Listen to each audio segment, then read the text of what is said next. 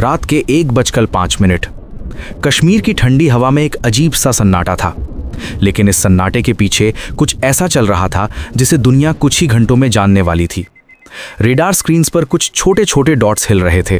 Fighter jets हवा को चीर कर आगे बढ़ रहे थे और इंडिया के मिलिट्री कमांड रूम्स में एक कोड वर्ड बार बार रिपीट हो रहा था, ऑपरेशन सिंदूर, ऑपरेशन सिंदूर। एक ऐसा नाम जो सिर्फ एक मिलिट्री मिशन नहीं था, बल्कि एक इमोशन, एक मैसेज और एक वार्निंग भी था। सीन बदलता है और हम पहुंचते हैं 22 अप्रैल 2025 की शाम पर। जम्मू कश्मीर के खूबसूरत टूरिस्ट स्पॉट पहलगाम में लोग अपनी हॉलीडेज एंजॉय कर रहे थे।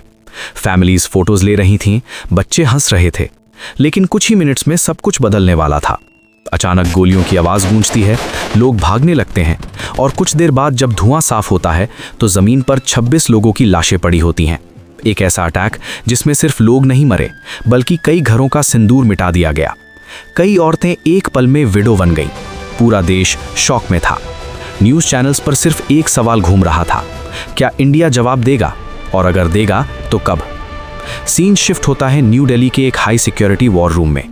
टेबल पर मैप्स बिखरे हुए हैं, सैटेलाइट इमेजेस जूम हो रहे हैं, इंटेलिजेंस ऑफिसर्स धीमी आवाज में बात कर रहे हैं और वहां एक प्लान बन रहा है जो हिस्ट्री में लिखा जाने वाला है।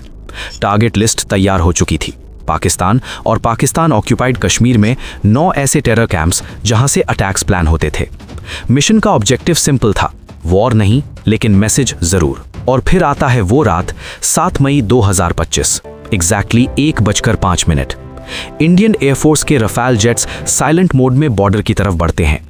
पायलट्स के हेलमेट्स के अंदर सिर्फ एक ही कमांड गूंज रही थी, एग्जीक्यूट।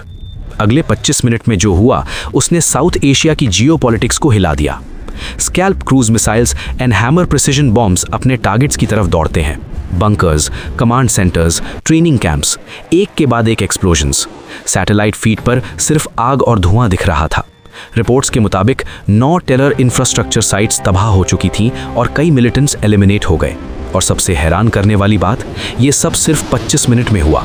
एक perfectly coordinated tri service strike जिसमें आर्मी, एयरफोर्स और इंटेलिजेंस एजेंसी सब एक ही रिदम में काम कर रहे थे। लेकिन कहानी यहीं खत्म नहीं होती।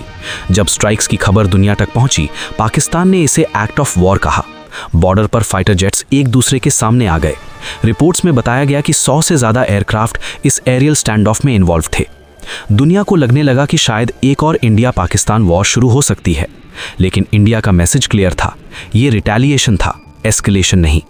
टारगेट्स केयरफुली चूज किए गए थे ताकि पाकिस्तानी मिलिट्री या सिविलियंस को डैमेज ना हो, सिर्फ टेरर इंफ्रास्ट्रक्चर।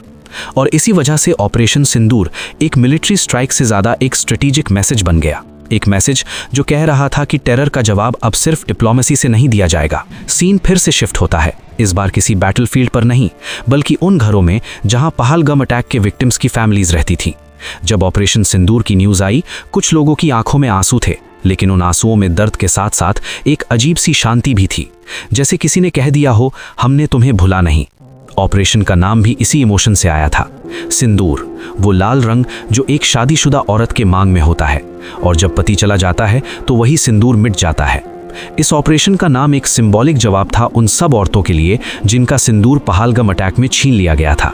और इसी वजह से ये मिशन सिर्फ मिसाइल्स और जेट्स की कहानी नहीं था, बल्कि एक नेशन के कलेक्टिव इमोशन की कहानी था। ऑपरेशन सिंदूर ने एक नया डॉक्ट्रिन भी डिफाइन किया, ऑफेंसिव डिफेंस। मतलब अगर टेरर बॉर्डर के उस पार प्लान होगा तो जवाब भी उस पार ही दिया जाएगा। और शायद इसीलिए डिफेंस एक्सपर्ट्स कहते हैं कि ये ऑपरेशन सिर्फ एक स्ट्राइक नहीं था, बल्कि एक टर्निंग पॉइंट था, एक सिग्नल कि इंडिया की पेशेंस की लिमिट है और जब वो लिमिट क्रॉस होती है तो जवाब भी प्रिसाइज होता है और पावरफुल भी। आज भी जब उस रात के रेडार लॉग्स और मिशन रिकॉर्डिंग्स देखे जाते हैं तो एक बात क्लियर होती है, ऑपरेशन सिंदूर सिर्फ 25 मिनट का मिशन नहीं था, वो सालों की इंटेलिजेंस, प्लानिंग और रिजॉल्व का रिजल्ट था। और शायद इस कहानी का सबसे पावरफुल मोमेंट वो नहीं था जब मिसाइल्स लॉन्च हुई, बल्कि वो था जब किसी विडो ने टीवी पर न्यूज़ देखकर धीरे से कहा, मेरा सिंदूर भले ही लौटकर नहीं आया, लेकिन उसकी कहानी अब अधूरी भी नहीं रही।